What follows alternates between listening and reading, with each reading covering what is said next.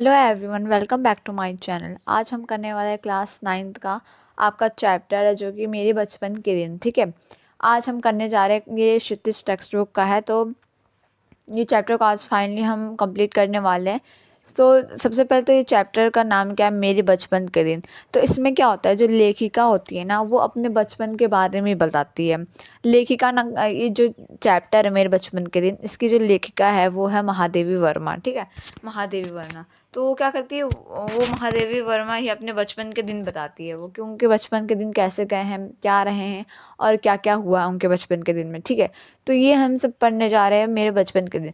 और हमें पता है कि हर एक चैप्टर स्टार्ट होने से पहले हमें लेखक परिचय या लेखिका परिचय हमें मिलता है। ठीक है, तो परिचय में क्या होता है, वो लेखक लेखिका के बारे में हमें बताया जाता है। ठीक है, तो सबसे पहले तो पढ़ लेते हैं हम अपना लेखक परिचय, क्योंकि लेखिका का नाम महादेवी वर्मा है। ओके, स्टार्ट करते हैं।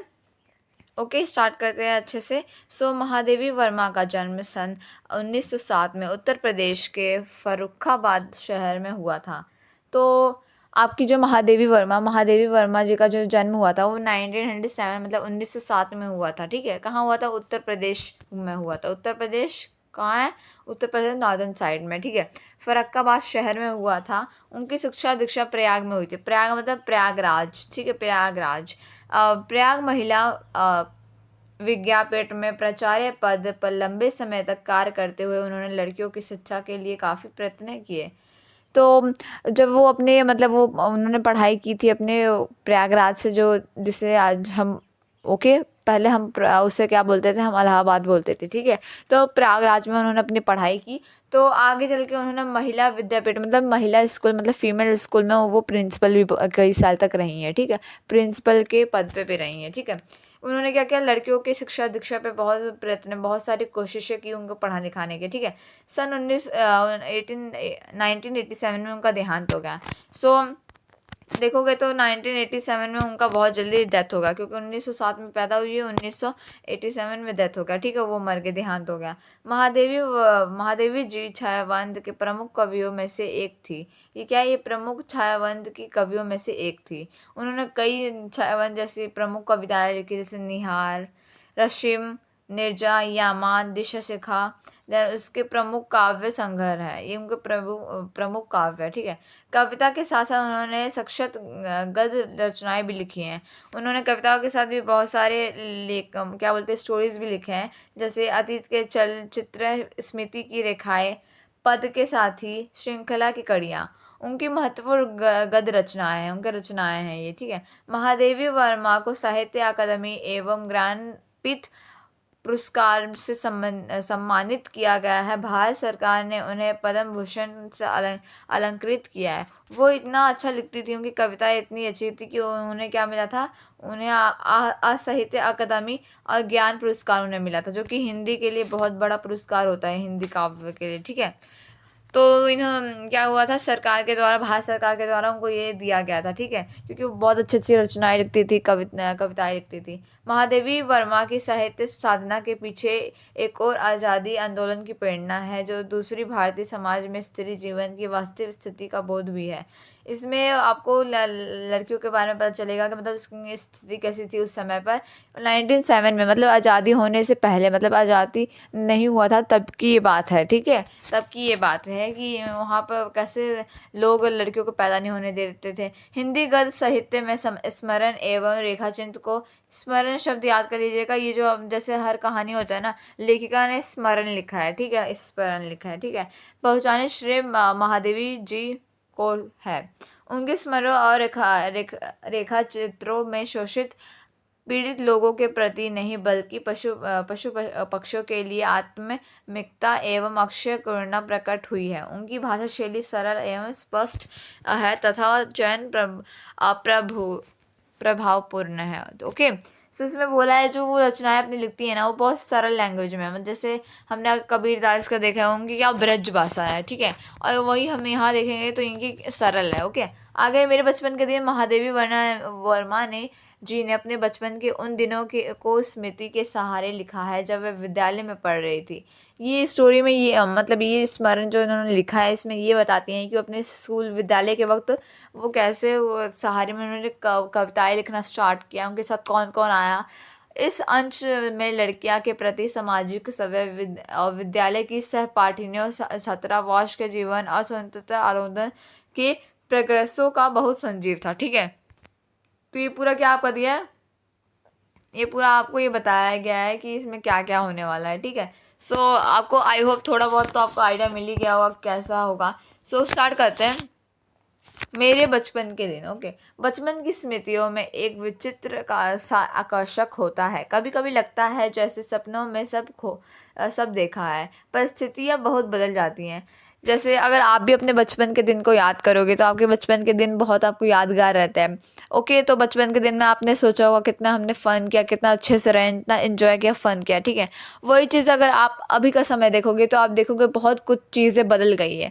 ऐसा लगता है वो जो हमारा चाइल्डहुड, मतलब वो जो अपना बचपन था, एक सपना जैसा लगता है। मतलब वो सपना देखा होगा, ठीक है, सपने जैसा लगता है, उनको भी ऐसा ही लगता है। ठीक है, कि ये परिस्थितियाँ लोग के साथ, परिस्थितियों के साथ लोग भी बदल जाते हैं। ओके, अपने परिवार में कई पीढ़ियों के बाद उत्पन्न हुई। मतलब इनके परिवार में ज़्यादा मतलब लड़कियां, आपको पता है पहले ज़माने में क्या होता था, लड़कियों को लोग पैदा नहीं होने देते थे, या तो पैदा होने के बाद मार देते थे या पैदा होने से पहले मार देते थे। लड़कियों को सब बोझ समझा जाता था कि ठीक है।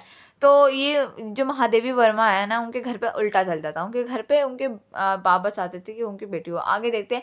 अपने परिवार में कई पीढ़ियों के बाद, मतलब कई पीढ़ियों मतलब बहुत जनरेशन के बाद एक लड़की पैदा हुई, महादेवी वर्मा जी। ओके, मतलब महादेवी वर्मा जी का जो घर है ना, उस घर में, उस खानदान में, उस घर में कई पीढ़ियों के बाद एक बेटी पैदा हुई जिनका नाम रखा गया महादेवी वर्मा। ठीक है, मेरे परिवार में प्राय 200 वर्ष तक, 200 ईयर्स, कैन यू इमेजिन, 200 साल, 200 ईयर्स के बाद, ठीक है, 200 वर्ष तक कोई लड़की नहीं थी। मतलब 200 ईयर्स तक कोई भी लड़की नहीं थी उनके घर पर। ठीक है, उसके पहले लड़कियों को पैदा होते ही परमधाम भेज देते थे। परमधाम मतलब होता है स्वर्गवास, मतलब निधन, मतलब होता है ना, मार देते हैं वैसा। तो मतलब उसके पहले क्या होता था, उससे पहले क्या होता था कि लड़कियों को पैदा होने से पहले मार देते थे। ठीक है, फिर मेरे बाबा ने बहुत दुर्गा पूजा की। इनके जो बाबा थे ना, ये बहुत इंपॉर्टेंट क्वेश्चन है कि महादेवी वर्मा जी का नाम महादेवी क्यों रखा गया। क्योंकि उनके जो उनके जो बाबा थे ना, बाबा दादा, उन्होंने वो दुर्गा पूजा की बहुत पूजा करते थे। ठीक है, दुर्गा पूजा की। तो जब ये पैदा हुई ना, तो इनका नाम भी महादेवी वर्मा रख दिया गया। हमारी कुल देवी दुर्गा थी। इनकी जो कुल देवी है, ये बहुत एमसीक्यू में पूछता है, इनकी कुल देवी दुर्गा है, क्योंकि दुर्गा के नाम पे इनका नाम महादेवी वर्मा रखा गया है। ठीक है, मैं उत्पन्न हुई थी तो मेरी बड़ी खातिर हुई। मतलब जब ये पैदा हुई थी तो इनकी बड़ी अच्छी खातिर हुई, इनका वेलकम किया गया अच्छे से। ठीक है, खातिर होता है ना, तो अच्छे से किया गया। ठीक है, मुझे वो सब नहीं झेलना पड़ा जो अन्य लड़कियों को सहना पड़ा।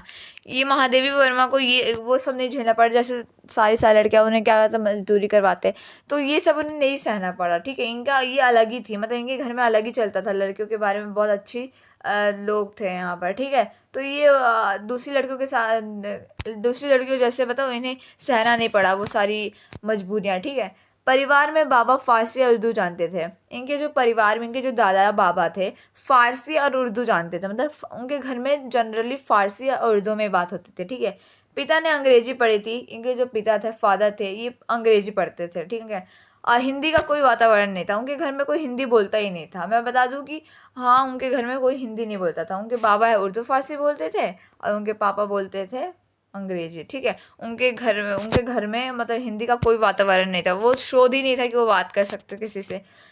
मेरी माता जबलपुर, जबलपुर मतलब कहाँ है, जबलपुर कहाँ है, ये आपका है, ये आपका मध्य प्रदेश में। ठीक है, मेरी माता जबलपुर से आई, इनकी माता जबलपुर से आई शादी करके, मतलब शादी करके आई उनके घर पे, और साथ में अपने साथ हिंदी लेकर आई। क्योंकि ये जो माँ, उनकी माँ थी ना, उनको हिंदी पता था और इनके घर में किसी को हिंदी नहीं आता था। इनको माँ को पता था, तो इन्होंने क्या किया, घर में इनको देख देख के सबने स्टार्ट कर दिया। ठीक है, हिंदी बोलना। वह पूजा पाठ भी बहुत करती थी। इनकी जो माँ थी बहुत पूजा पाठ करती थी।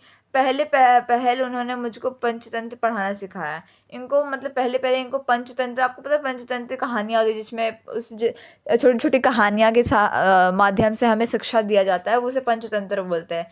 तो ये अपनी बेटी महादेवी वर्मा को सिखाया करती थी। ठीक है, बाबा कहते थे हम इसको विदुषी बनाएंगे। ठीक है, बाबा कहते थे हम इसको विदुषी बनाएंगे। ठीक है, मेरे संबंध में उनका विचार बहुत ऊंचा रहा। मतलब उनको नहीं अच्छा लगता था कि वो ऐसा बने, वो अपना खुद से चाहती थी। ठीक है, इसलिए पंचतंत्र भी पढ़ा मैंने। इन्होंने पंचतंत्र भी पढ़ा जिसमें हिंदी ही होती है, संस्कृत भी पढ़ा इन्होंने। वे अवश्य चाहते थे कि मैं उर्दू और फारसी सीख लूँ। इनके बाबा पिता क्या कर चाहते थे कि उर्दू फारसी सीख ले, ठीक है, लेकिन वह मेरे वश में नहीं थी। लेकिन ये इनको उर्दू फारसी समझ में नहीं आती थी लेखिका को, ठीक है। मैंने जब एक दिन मौलवी साहब को देखा तो बस दूसरे दिन चारपाई के नीचे छिप गई। तो पहले क्या होता था, सिखाने के लिए तो मौलवी साहब आते थे, मतलब महादेवी वर्मा लेखिका को उर्दू फारसी सिखाने के लिए मौलवी साहब आते थे उन्हें उर्दू फारसी सिखाने, ठीक है। एक दिन तो आए, उन्हें कैसे मजबूरी में पढ़ना पड़ा, लेकिन अगले दिन जैसे ही उन्होंने मौलवी साहब को देखा वो चारपाई के नीचे छुप गई, ठीक है। तो आप देख सकते हो वो चारपाई के अंदर क्या है, छुप गई, ठीक है, ताकि उन्हें उर्दू फारसी ना सीखना पड़े, क्योंकि उन्हें उर्दू फारसी में कोई रुचि ही नहीं थी, उन्हें नहीं पढ़ना था। उन्हें पढ़ना था तो हिंदी पढ़ना था, ठीक है। सो तब पंडित जी आए संस्कृत पढ़ाने, तब पंडित भी आए उन्हें संस्कृत पढ़ाने, ठीक है। माँ थोड़ी संस्कृत जानती थी, इनकी जो माँ थी थोड़ी बहुत संस्कृत जानती थी, ठीक है। गीता में उन्हें विशेष रुचि थी, मतलब उनकी जो माँ थी उन्हें गीता पढ़ने में बहुत अच्छा लगता था, रुचि थी। पूजा पाठ के समय मैं भी बैठ जाती थी और संस्कृत सुनती थी। पूजा पाठ जब इनकी माँ पूजा पाठ करती थी तो इनके साथ वो भी बैठ जाती थी और संस्कृत सुनती थी, ठीक है। उसके उपरांत उन्होंने मिशन स्कूल में रख दिया मुझको। उसके बाद इन्होंने क्या किया, मिशन स्कूल में उन्हें क्या कर दिया, एडमिशन दाखिला करवा दिया, ठीक है। मिशन स्कूल में वातावरण दूसरा था, वहाँ वातावरण दूसरा था, मतलब लोग ज़्यादा मिलजुल के नहीं रहते थे, घुल मिल के नहीं रहते थे। प्रार्थना भी दूसरी थी वहाँ की। मेरे मन नहीं लगा, उन्हें वहाँ पर अच्छा नहीं लगा उस स्कूल में, ठीक है। वहाँ जाना बंद कर दिया उन्होंने, क्या किया, स्कूल ही जाना बंद कर दिया। जाने में रोने धोने लगी, मतलब जब जाने के लिए मजबूर किया गया तो वो रोने धोने लगी, ठीक है। तब उन्होंने मुझको कॉस्ट वेट गर्ल्स कॉलेज में भेजा। तब जाके इन्होंने इनके जो पेरेंट्स हैं इनको क्या कहाँ डाला, एक कॉलेज, गर्ल्स कॉलेज, कॉस्ट वेट गर्ल्स कॉलेज में इन्हें भेजा, जहाँ मैं 5वें दर्जे में भर्ती हुई। जहाँ ये 5वें दर्जे में, मतलब 5th क्लास में, ये मतलब 5th क्लास में तब थी ये, ठीक है। आगे यहाँ का वातावरण मुझे बहुत अच्छा लगा, उस समय का वातावरण उन्हें बहुत अच्छा लगा। हिंदू लड़कियाँ भी थी यहाँ, हिंदू लड़कियाँ भी थी, ईसाई लड़कियाँ भी थी। हम लोगों का एक ही मेस था, मतलब मेस मतलब कहाँ खाना वाना जो मिलता है, मेस एक ही था, ठीक है। उस मेस में प्याज तक नहीं बनता था, उस मेस में प्याज नहीं बनता था, प्याज लहसुन नहीं बनता था, क्योंकि वहाँ के जो कुछ कुछ जो आपके ज़्यादा हिंदू वाले लोग होते हैं ना, वो कुछ कुछ क्या होता है, लहसुन प्याज ये सब भी नहीं खाते, तो क्या सबके लिए नहीं बनता, ओवरऑल सबके लिए नहीं बनता, ठीक है। वहाँ छात्रावास के हर एक कमरे में हम 4 छात्राएं रहती थी। मतलब जब इनको हॉस्टल मिला गया, आपको पता है हॉस्टल में एक साथ कई लड़कियां रहती है, तो जब ये रहने गई तो इनको 4, इनके साथ 4 मतलब इनके साथ 3 और लड़कियां मिली और इनको मिला के 4 हो गई, ठीक है। उनमें पहली थी साथिन सुभद्रा कुमारी चौहान पूरा नाम है इनका। तो जो उनकी पहली साथिन थी, साथिन मतलब साथी, वो थी सुभद्रा कुमारी, ठीक है। 7वें दर्जे में वो मुझसे 2 साल सीनियर थी, मतलब वो 7वें दर्जे में थी और ये 5वें, तो 2 साल क्या थी, बड़ी थी महादेवी वर्मा से। वह कविताएं लिखती थी और मैं भी बचपन से तुक मिलाती थी।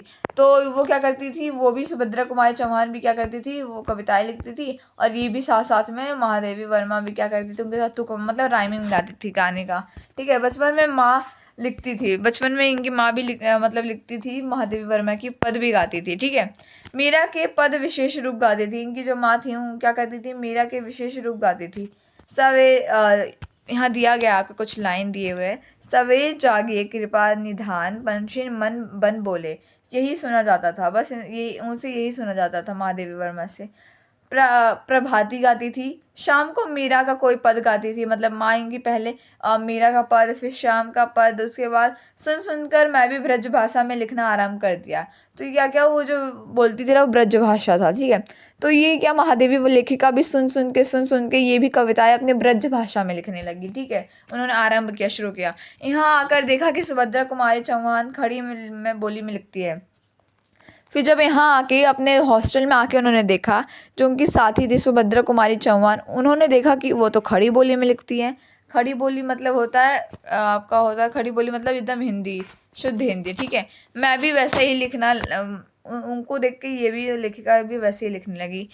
लेकिन सुभद्रा जी बड़ी बड़ी थी, लेकिन सुभद्रा कुमारी जो चौहान थी वो बड़ी थी, 2 साल बड़ी थी, ठीक है। प्रतिष्ठ हो चुकी थी, वो प्रतिष्ठ हो चुकी थी, उनसे छिपा छिपा कर लिखती थी। मैं एक दिन उन्होंने कहा, महादेवी वर्मा तुम कविता लिखती हो। फिर उन्होंने क्या किया, एक दिन क्या हुआ, एक दिन उन्होंने पूछा, सुभद्रा कुमारी चौहान ने लेखिका से पूछा कि तुम भी लिखती हो क्या? ओके, ऐसा पूछा, ठीक है।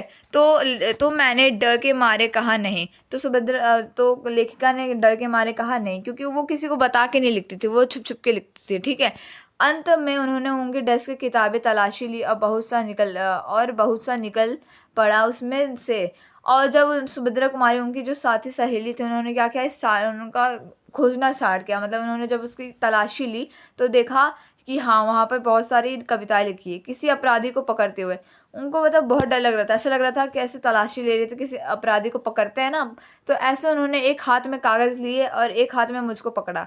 तो सुभद्रा कुमारी चौहान ने एक हाथ में वो जिसमें लिखती है उसे पकड़ा और एक हाथ में वो महादेवी वर्मा को पकड़ा, ठीक है। उसके बाद पूरे हॉस्टल में दिखा लाई कि ये कविताएं लिखती है। तो उन्होंने क्या किया, हाथ पकड़ पकड़ के पूरे हॉस्टल में घुमा के आ गई कि ये कविताएं लिखती है लेखिका, ठीक है। फिर हम दोनों की मित्रता हो गई, फिर ये दोनों की अब मित्रता हो गई। कॉस्टवेट में एक पेड़ की डाल नीची, मतलब एक कॉस्टवेट में एक पेड़ है, उसका जो डाल है वो नीचा था, ठीक है। उस डाल पर हम दोनों लोग बैठकर, अब ये दोनों मित्रता बढ़ गई तो ये दोनों क्या करते थे, बैठकर क्या करते थे, अब जब लड़कियां खेलती थी, तब जब सारी लड़कियां खेलती थी तो ये क्या करते थे, ये अपने तुक मिलाते थे। तुक मतलब गाने का मतलब कविताएं के राइमिंग मिलाते थे। उस समय एक पत्रिका निकलती थी। उस समय एक पत्रिका मतलब न्यूज़पेपर निकलती थी, उसका नाम स्त्री दर्पण था, ठीक है, स्त्री दर्पण। उसी में भेज देते थे उन लोग जो अपनी कविताएं लिखती थी ना, सुभद्रा कुमारी चौहान और महादेवी वर्मा। तो उन्होंने क्या करते थे, जितनी भी कविताएं लिखती थी ना, वो स्त्री दर्पण जो आपकी पत्रिका थी ना, उसके अंदर क्या करते थे, वो भेज देते थे। हाँ, आपको बता दूं, हम अभी जो चैप्टर पढ़ रहे हैं ना, मेरे बचपन के दिन, ये महादेवी वर्मा ने लिखा है और वो अपने बचपन के बारे में बता रही हैं, ठीक है। तो इनके साथ एक प्रसिद्ध कवित्री हैं, इनके साथ सुभद्रा कुमारी चौहान, ठीक है। आपने सुभद्रा कुमारी चौहान को बहुत बार देखा होगा, अपने प्रीवियस क्लासेस के चैप्टर में पढ़ा होगा सुभद्रा कुमारी चौहान के बारे में। वो भी कई कविताएं लिखती है और क्या बोलते हैं, कहानियाँ लिखती हैं, ठीक है। तो वो लेखिका भी रही है, कवित्री भी रही हैं। तो इनकी जो सुभद्रा कुमारी चौहान है, उनकी जो प्रसिद्ध कविता है, तो आपने 8th क्लास में पढ़ा है, 8th क्लास में, 8th या 7th क्लास में आपका फर्स्ट चैप्टर एक था, बुंदेलो हरबोलो के मुँह हमने सुनी कहानी थी, खूब लड़ी मर्दानी वो तो झांसी वाली रानी थी, ठीक है। झांसी वाली रानी वाला जो आपका पद था, मतलब जो आपकी कविता थी, वो किसने लिखा था, इसी प्रसिद्ध औरत मतलब कवित्री ने लिखा था, सुभद्रा कुमारी चौहान, जो कि महादेवी वर्मा के साथ हॉस्टल में रहती हैं, ठीक है। तो ये दोनों क्या कहते हैं, तुंगबंदी छप भी जाती थी, उनकी जो तुंगबंदी थी, कविताएं छप भी जाती थी, ठीक है। फिर यहाँ कवि सम्मेलन होने लगे, फिर कवि सम्मेलन क्या प्रोग्राम होने लगे, हिंदी का उस समय प्रचार प्रसार था। मैं सन 1917 में यहाँ आई थी, ये 1917 में कास्टवेट हॉस्टल में आई थी। उसके उपरांत गांधी जी का सत्याग्रह आरंभ हो गया। उस वक्त पता है आपको, गांधी जी का सत्याग्रह आरंभ हो गया, मतलब स्टार्ट हो गया। भवन स्वतंत्रता में संघर्ष का केंद्र हो गया, मतलब संघर्ष करते थे तो केंद्र हो गया, ठीक है। जहाँ तहाँ हिंदी भी प्रचार चलता था। कवि सम्मेलन होते तो कॉस्टवेट में मैडम हमको साथ लेकर जाती, हम कविताएं सुनते, हम कविता सुनाते थे। कभी हरिऔध जी अक्षय होते थे, कभी श्रीधर पाठक होते थे, कभी आपका क्या रत्नाकर सर भी होते थे, ठीक है। तो ये सारे क्या, ये फेमस ये आपके जो मतलब टीचर होते हैं ना, उनके नाम है, वो बता रही हैं कि ये कभी कभी इनके जज होते हैं, ठीक है, जब ये प्रोग्राम में जाती हैं, ठीक है। कब हमारा नाम पुकारा जाए स्टेज से बेचैनी सी रहती थी सुनने के लिए, ठीक है। मुझको प्रथम पुरस्कार मिला, उन्हें प्रथम पुरस्कार मिला, किसमें, काव्य, वो क्या, कविताएं लिखने के लिए। 100 से कम पदक नहीं मिले होंगे उसमें, ठीक है। एक बार की घटना याद आती है इनको, कि एक कविता पर मुझे चांदी का कटोरा मिला था। मतलब पहले क्या होता था, पहले जब उन्होंने क्या किया था, कविता लिखी थी तो उन्हें प्राइज़ मिला था। प्राइज़ के लिए उन्हें क्या मिला था, प्राइज़ के द्वारा उन्हें मिला था चांदी का कटोरा मिला था, एक चांदी का कटोरा, ठीक है। सो नक्शेदार था वो और सुंदर था। उस दिन सुभद्रा नहीं थी, उस दिन सुभद्रा उनके साथ नहीं गई थी, ठीक है। सुभद्रा प्राय नहीं जाती थी कवि सम्मेलन में, सुबह सुबह मतलब वो ज़्यादातर नहीं जाती थी, ठीक है। मैंने उनसे आकर कहा, देखो यह मिला। फिर ये लेखिका ने जाके सुभद्रा जी से कहा कि देखो मुझे ये चांदी का कटोरा मिला, ठीक है। सुभद्रा ने कहा ठीक है, अब तुम एक दिन खीर बनाओ और मुझको इस कटोरे में खिलाओ। तो सुभद्रा कुमार चौहान ने भी बोल दिया ठीक है, अब तुम्हें मिला है तो अब क्या करो, मेरे लिए खीर बनाओ, इसी कटोरे में मुझे खिलाओ, ठीक है। उसी बीच आनंद भवन में बापू आए। आनंद भवन में बापू आए, बापू मतलब महात्मा गांधी जी आए। हम लोग तब अपने जेब खर्च में से हमेशा एक एक दो दो आने देश के लिए बचाते थे, और जब बापू आते थे तो वह पैसा उन्हें दे देते थे। तो पहले क्या, जो महात्मा गांधी जी से वो क्या कर रहे थे, भारत की तरफ से अंग्रेजों से लड़ रहे थे स्वतंत्रता पाने के लिए। तो लोग क्या करते थे, भारतवासियों ने एक एक दो दो रुपए क्या करते थे, खर्च कर देते थे अपने जेब में से उन्हें देने के लिए, ठीक है, क्योंकि वो इतना बड़ा काम कर रहे हैं, ठीक है। उस दिन जब बापू के पास मैं गई तो उनका कटोरा भी गई। तो उसके बाद क्या हुआ, ये उनसे मिलने गई, लेखिका उनसे मिलने गई महात्मा गांधी जी से, बापू से। तो इनके साथ ये कटोरा भी अपना लेके गई, ठीक है। मैंने निकाल कर बापू को दिखाया, इन्होंने वो कटोरा दिखाया। मैंने कहा कविता सुनाने पर मुझको यह कटोरा मिला। उन्होंने कहा बापू से कि कटोरा सुनाने पर मुझे ये मिला, ठीक है, मतलब ठीक है, कविता सुनाने में। कहने लगे अच्छा दिखा तो मुझको। उसके बाद उन्होंने कहा दिखा तो मुझको। मैंने कटोरा उनकी ओर बढ़ा दिया, तो उसे हाथ में लेकर बोले, तो तू देती है इसे। तो उसके बाद अब मैं क्या करती, मैंने दे दिया और लौट आई। दुख यह था हुआ कि कटोरा लेकर कहते कविता क्या है, पर कविता सुनाने की उन्होंने नहीं कहा। तो देखो इसमें क्या हुआ, इन्होंने क्या कटोरा लेके गई थी अपने साथ, ठीक है, अपने साथ आनंद भवन में लेके गई थी। बापू को बोला कि ये मेरे को ये कविता सुनाने पर मिला है, ठीक है। तो बापू ने देखने के लिए लिया, फिर उन्होंने कहा कि मैं ले सकता हूँ, तो इन्होंने मना भी नहीं कर सके, क्योंकि अब मना कैसे कर सकते, इतने बड़े क्रांतिकारी जो बोल रहे, तो उन्होंने बोला ठीक है। तो इन्हें पता बाद में बहुत दुख हुआ। दुख इस बात का नहीं हुआ कि उनका चांदी का कटोरा चला गया, दुख इस बात का हुआ तो इनकी कि ये बापू के पास गई थी कि उन्हें लगा था कि हो सकता है बाप जो महात्मा गांधी मुझसे वो इन्होंने क्या कहा था, बोला था उनसे कि मुझे ये कविता सुनाने पर मिला। तो इन्हें क्या लगा कि हो सकता है बापू मुझे बोले कि कविता सुना के तो दिखाओ। तो बस दुख इस बात का हुआ कि उन्होंने पूछा नहीं, इन्होंने कविता सुनाने को नहीं बोला इन्हें, तो दुख इस बात का हुआ। चांदी का कटोरा गया इसके लिए नहीं, ठीक है। उसके बाद लौटकर जब मैंने सुभद्रा जी से कहा कि कटोरा तो चला गया, फिर इन्होंने लेखिका ने सुभद्रा जी से कहा कि कटोरा तो चला गया। सुभद्रा ने कहा और जाओ दिखाने, मतलब ऐसे बोलते हैं ना, और जाओ दिखाने, चला गया। फिर बोली देखो भाई, खीर तो तुमको बनानी ही पड़ेगी, अब तुम चाहे पीतल की कटोरी में खिलाओ या चाहे फूल के कटोरे में खिलाओ। अब सुभद्रा कुमारी चौहान ने बोला चलो, चला तो चला गया, अब तुम्हें मुझे खीर तो खिलाना ही पड़ेगा, चाहे तुम पीतल के कटोरे में खिलाओ चाहे तुम फूल के कटोरे में, ठीक है। फिर भी मुझे मन ही मन प्रशंसा हो रही थी कि पुरस्कार में मिला अपना कटोरा बापू। फिर कहीं ना कहीं उसे खुशी भी मिल रही थी, दुख भी हो रही थी, ठीक है। तो ऐसे साथ में था। सुभद्रा जी छत्रवाद छोड़ के चली गई, क्योंकि वो छोड़ के चली गई, ठीक है, क्योंकि उनका कंप्लीट हो गया स्टडीज़। उनकी जगह एक मराठी लड़की आई, उसका नाम जबुनिसा था। हमारे कमरे में आकर रही, इनके कमरे में आकर रही। वह कोल्हापुर से आई थी। जैबुन मेरा बहुत सा काम करती थी, वो लेखिका का बहुत सारा काम करती थी वो लड़की। वह मेरे डेस्क साफ कर देती थी, किताबें ठीक से रख देती थी, और इस तरह मुझे कविता के लिए कुछ और अवकाश मिल जाता था। तो ये क्या उनका बहुत मदद करती थी, उनकी जो दूसरी रूममेट आई थी, ठीक है, जो वेनेसा मराठी गर्ल थी, ओके, कोल्हापुर से आई थी। तो ये क्या करती थी, ये लेखिका महादेवी वर्मा का कभी कभी डेस्क साफ कर देती थी, किताबें ठीक से रख देती थी। तो इनसे क्या होता था, महादेवी को छुट्टी मिल जाता था काम ना करने के लिए, तो इसीलिए क्या करती थी, उन्हें कविताएं लिखती रहती थी, ठीक है। वैसे क्या करना पड़ता था, कविताएं भी लिखने थे, अपने काम भी करने थे। अब क्या ये थोड़ा बहुत काम कर देती है तो उनको बस कविताएं लिखनी थी, ठीक है।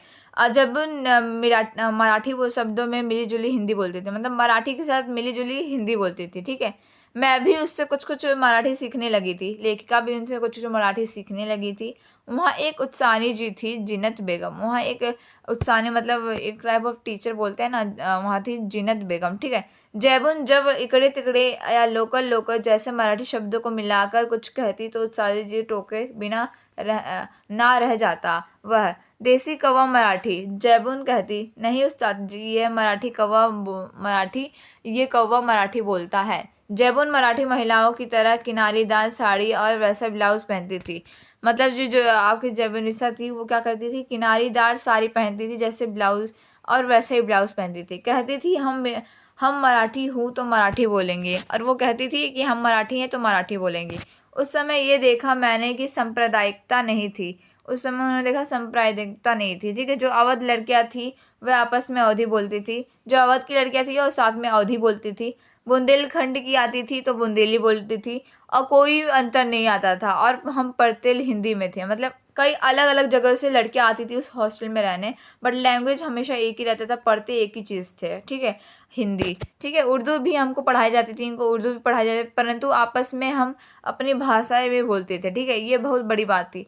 इन्हें ये चीज़ अच्छा लगा कि बहुत सारी लड़कियां अलग अलग जगह से आती है, अलग अलग भाषा बोलती है, बट जब पढ़ने की बारी आती है किसी से बात करने तो अपनी हिंदी लैंग्वेज ही बोलती थी। ठीक है, हम लोग क्या करते थे, हम मेस में खाना खाते थे, प्रार्थना में खड़े होते थे, कोई विवाद नहीं होता था, लड़ाइयाँ नहीं होती थी ज़्यादातर। उसके बाद क्या, हम विद्यापीठ आई, तब तक मेरे बचपन का वही क्रम चला, तो आज तक चलता आ रहा है। कभी कभी बचपन के संस्कार ऐसे होते हैं, कभी कभी बचपन के संस्कार ऐसे होते हैं जो हम बड़े हो, जब जब हम बड़े हो जाते हैं तब तक भी चलते हैं। तो इसमें बताया कि जब कुछ कुछ बचपन के ऐसे संस्कार होता है ना, तो बड़े होने पे भी नहीं ख़त्म होते, तब तक चलते रहते हैं। ठीक है, बचपन का एक और भी संसार संस्कार था कि हम जहाँ भी रहते थे वहाँ जवारा के नवाब रहते थे। ये जहाँ रहती थी ना, उनके बगल में जवारा के नवाब रहते थे। अब इनके स्कूलिंग ख़त्म हो गई। ठीक है, उनकी जवारा छिन गई थी, मतलब जवारा के नवाब क्या थे, उनकी नवाबी छिन गई थी। बेचारे एक बंगले में रहते थे, ठीक है, उनके कंपाउंड में हम लोग रहते थे, उनके कंपाउंड में इन लोग रहते थे। लेखिका बेगम साहिबा कहती थी हमको ताई कहो, बेगम साहिबा क्या कहते थे, हमको ताई कहो। हम लोग उनको ताई साहिबा कहते थे, इन लोग क्या कहते थे, ताई साहिबा कहते थे बेगम को। ठीक है, जबकि वो मुस्लिम थी। उनके बच्चे हमारी माँ को चच्ची जान कहते थे। हमारे जन्मदिन वहाँ मनाए जाते थे, उनके जन्मदिन हमारे यहाँ मनाए जाते थे। ठीक है, उसके बाद उनका एक लड़का था, उनको राखी बांधने के लिए वह कहती थी बहनों को राखी बांधनी चाहिए। ठीक है, राखी राखी के दिन सवेरे से उनका पानी भी नहीं देती हैं। कहती हैं राखी के दिन बहनें राखी बांधे जाएं, तभी भाई को निराहा कर रहना चाहिए। बार बार कहती थी, भाई भूखा भूखा रहता था। हाँ ओके, राखी बंधवाने के लिए फिर हम लोग जाते थे, हमको लहरिया और कुछ मिलते थे। ठीक है, उसके बाद इसी तरह मुहर्रम में हरे कपड़े उनके बनते थे तो हमारे भी बनते थे। फिर हमारा एक छोटा भाई हुआ, लेखिका का एक छोटा भाई हुआ। उसके बाद तो ताई साहिबा, जो ताई साहिबा थी, उन्होंने क्या किया, पिताजी से कहा देवर साहब से कहो वो मेरा नेक ठीक करके रखे। नेक मतलब पैसा होता है ना, करके रखे। ठीक है, मैं शाम को आऊँगी। वह कपड़े लेकर आई, मतलब जो आपकी जो ताई साहिबा थी, वो क्या करे, कपड़े लेकर आई। हाँ ओके, उसके बाद हमारी माँ को वो दुल्हन कहती थी, मतलब लेखिका की माँ को वो दुल्हन कहती थी। ठीक है, उसके बाद दुल्हन जिनके ताई चाचा नहीं होते वो अपनी माँ के कपड़े पहनते हैं, नहीं तो 6 महीने तक चाची ताई पहनाती है। ये मैं इस बच्चे के लिए कपड़े लाई हूँ। तो उन्होंने क्या किया, इस बच्चे के लिए, लेखिका के भाई के लिए कपड़े लेकर आई। यह बड़ा सुंदर था। ठीक है, मैं अपनी तरफ से इनका नाम मनमोहन रखती हूँ। और नाम, ये जो लेखिका का भाई का जो नाम था ना, वो भी उन्होंने ही रखा था। ठीक है, उन्होंने ही रखा था। वही मनमोहन वर्मा, वही प्रोफेसर मनमोहन वर्मा आगे चलकर जम्मू यूनिवर्सिटी के वाइस चांसलर रहे। ठीक है, गोरखपुर यूनिवर्सिटी के भी। तो जो उनका भाई था छोटा, उनका जो मनमोहन वर्मा, तो वही आगे जाके जम्मू यूनिवर्सिटी और गोरखपुर यूनिवर्सिटी के चांसलर रहे। ठीक है, कहने का तात्पर्य यह है कि मेरे छोटे भाई का नाम वही चला जो ताई साहिबा ने दिया है। कहने का मतलब इनका है कि इनके भाई का नाम वही चला जो कि इनके मतलब ताई साहिबा ने दिया था। ठीक है, उसके बाद उनके यहाँ भी हिंदी चलती थी, उर्दू भी चलती थी। ताई साहिबा के घर पे उर्दू भी चलती थी और हिंदी भी चलती थी। अपने घर में अवधी बोलते थे, इनके घर में अवधी बोलते थे। वातावरण ऐसा ही उस समय की, हम लोग निकट थे।